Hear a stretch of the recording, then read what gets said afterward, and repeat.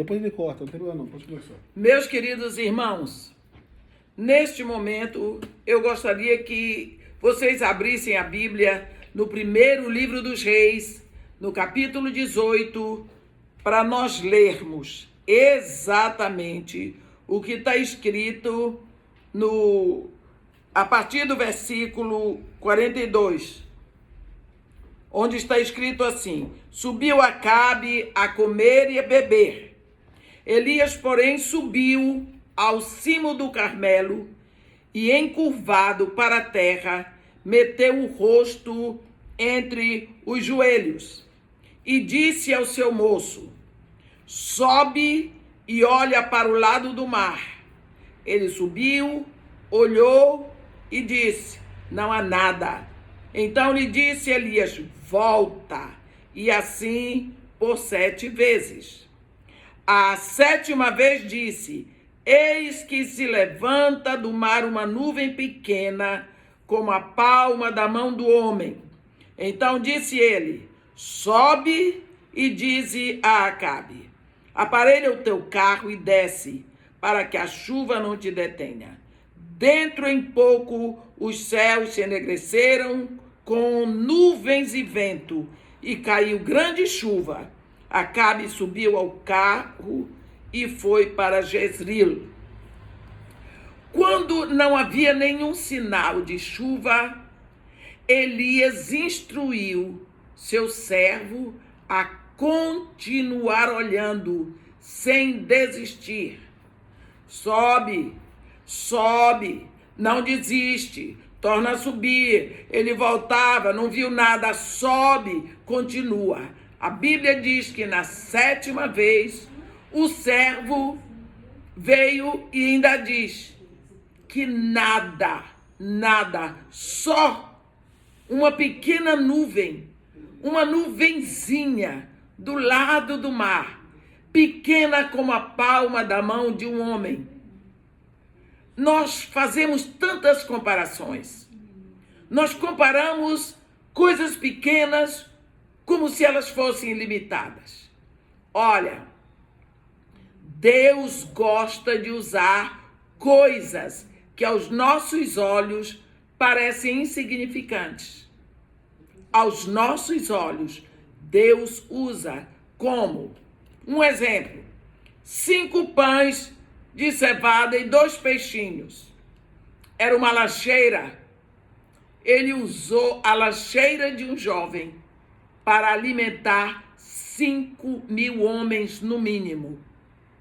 Veja bem o que era suficiente para o lanche de um jovem. Alimentou 5.000 e ainda sobraram 12 cestos, um para cada discípulo alimentar a humanidade. Ele também usou uma pedrinha numa funda para derrubar um gigante.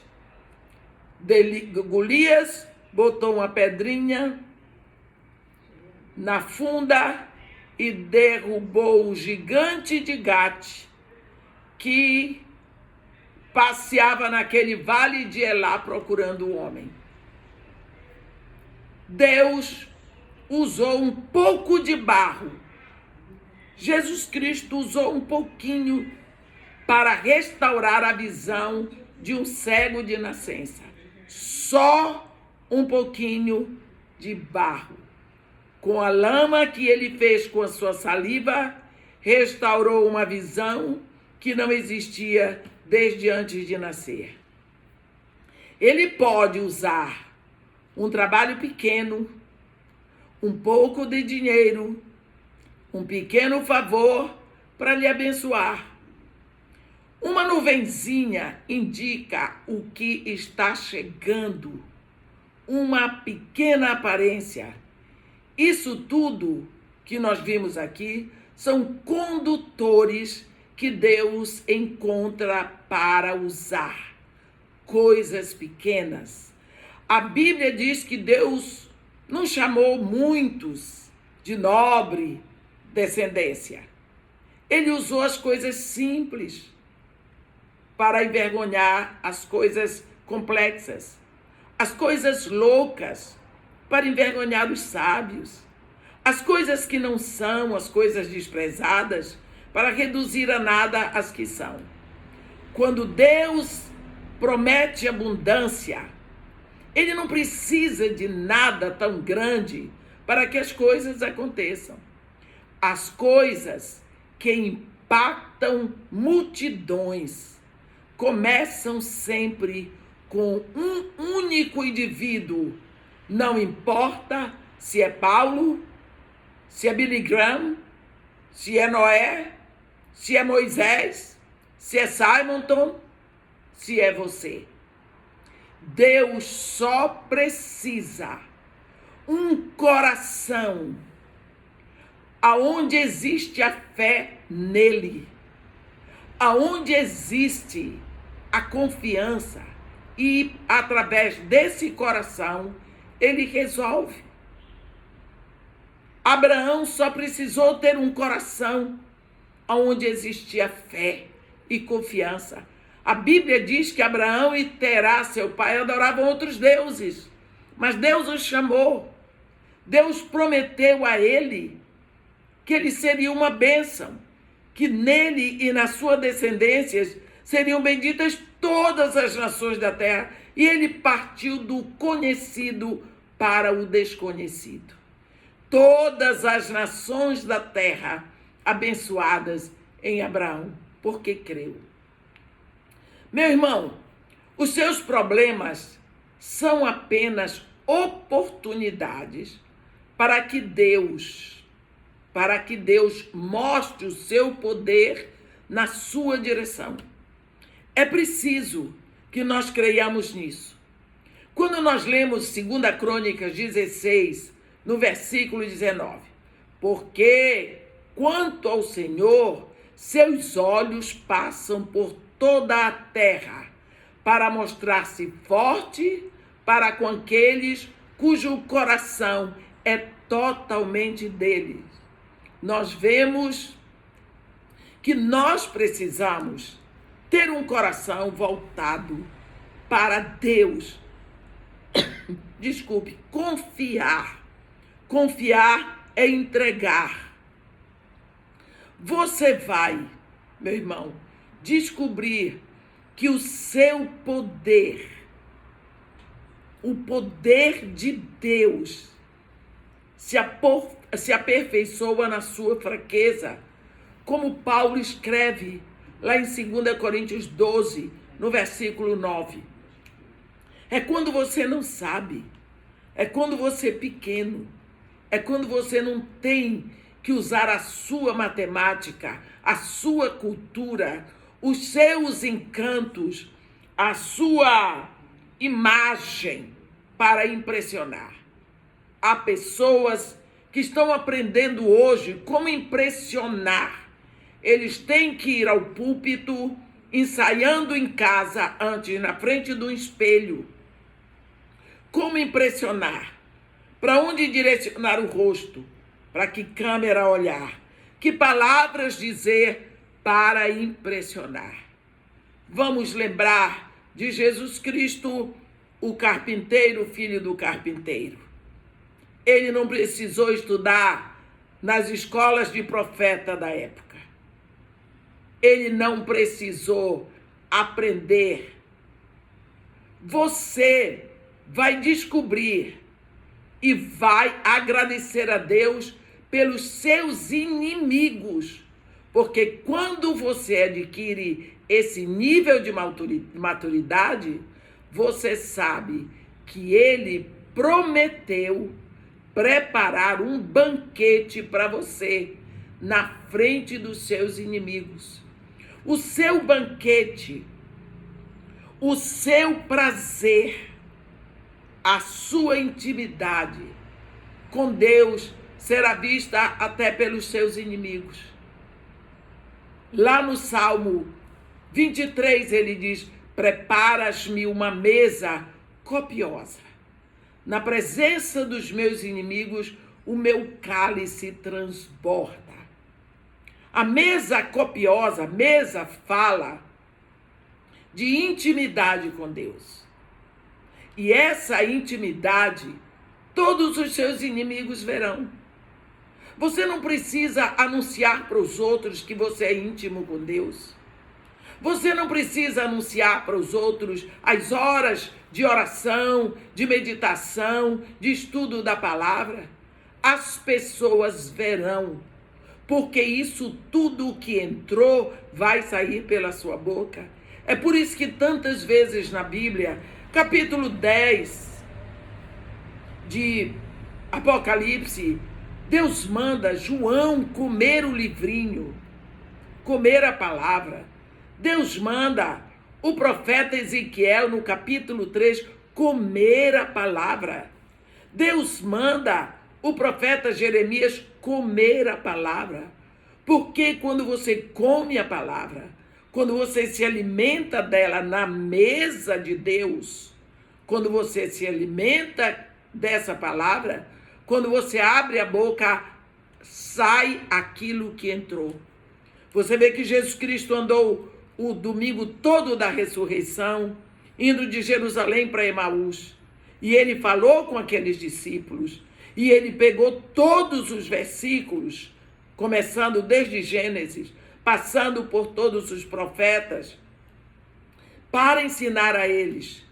Mas ele só se revelou àqueles 2 discípulos quando eles se assentaram com ele à mesa. Porque a mesa é o lugar da intimidade. O trono do rei é o lugar da autoridade, mas a mesa é o lugar da intimidade. Por isso, de fato, quando a oposição chegar ao grau mais alto, Deus está apenas preparando um milagre. Se aquele discípulo de Elias não tivesse subido 7 vezes aquele monte, ele não teria participado daquele milagre tão grande. Nós vemos no início da nossa leitura de hoje que no versículo 42, subiu Acabe a comer e a beber, mas Elias, porém, subiu ao cume do Carmelo e, encurvado para a terra, meteu o rosto entre os joelhos e orou. Nós precisamos saber, enquanto o rei subiu para encher o seu estômago, Elias se encurvou, subiu ao monte Carmelo e se encurvou para encher o seu coração. Essa é a diferença que nós podemos ver. Os reis da terra sentam à mesa para abastecer o seu corpo, mas os filhos de Deus sentam à mesa do Pai para abastecer a sua alma. Nós lembramos tantas vezes que Jesus Cristo subiu ao monte para ficar a sós nas madrugadas, e dali ele recebia do Pai para poder gastar esse suprimento, usar esse suprimento. Como nós podemos sair para os púlpitos sem termos nos abastecido nas madrugadas no livro que Deus nos deu? O que nós queremos fazer? Pegamos atalhos, copiamos dos outros. Nós precisamos saber que nenhuma vez será tão bom como a primeira vez quando o Espírito nos abre a palavra. Você se curva como Elias. Aquele moço subiu, a primeira vez não viu nada, segunda, terceira, ele não desistiu, quarta, quinta, sétima, na sétima aquele rapaz já devia estar cansado. Subir ao monte 7 vezes, mesmo sendo você jovem, você vai sentir cansaço. E ele, coitado, talvez um pouco desiludido, ele disse, olha, se levanta do mar uma nuvem pequena, pequena como a mão do homem. Eu posso medir na palma da minha mão. É só isso. Depois de 7 vezes, mas Elias olhou a grandiosidade do sinal. o resultado do arbítrio de Deus. Ele viu o princípio. Ele disse: sobe e dize a Acabe: aparelha o teu carro e desce, para que a chuva não te detenha. Era a resposta de 3 anos de seca. Era o princípio, era o desabrochar do milagre que trazia a solução para aquela terra seca, para animais famintos, para a erva da terra, para as árvores que nada mais produziam. Não é? Então nós precisamos ver que quando Elias orava por chuva, ele não via nada. Enviou seu servo que disse: não há nada. Mas Elias continuou crendo, e então, na 7ª vez, veio a resposta. Deus vai mostrar a direção certa, mas primeiro você tem que parar de ser influenciado por pessoas que não têm a mesma visão que você. Você tem que parar de olhar para as pessoas, tem que olhar para o alto. Paulo nos diz em Colossenses 3, se sois do alto, olhai para as coisas lá do alto, onde Cristo vive assentado à direita de Deus. Pare de olhar para as coisas aqui da terra.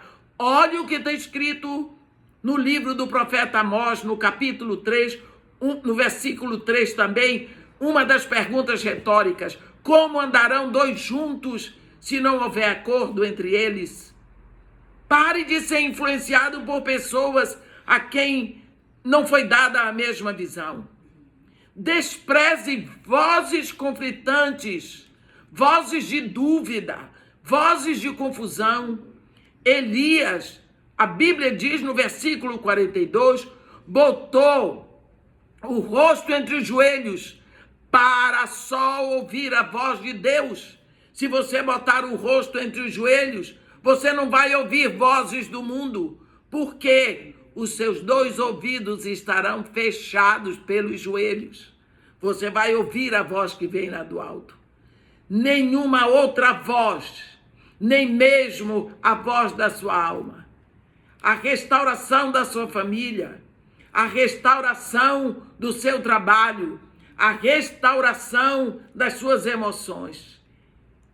Entrar em trabalho de parto significa ficar diante de Deus em oração.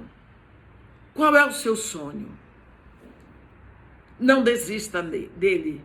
Não deixa que influências lá de fora minem o propósito de Deus na sua vida. Que Deus lhe abençoe e lhe guarde. Que faça resplandecer o seu rosto sobre a sua vida. Que tenha misericórdia de você. Ouça, hoje eu lhe convido a botar o rosto entre os joelhos, não ouvir nenhuma outra voz. Ouvir a voz de Deus. Dê esse tempo para você mesmo. Você precisa. Um grande abraço, um beijo para você, da irmã Edmeia. Amém.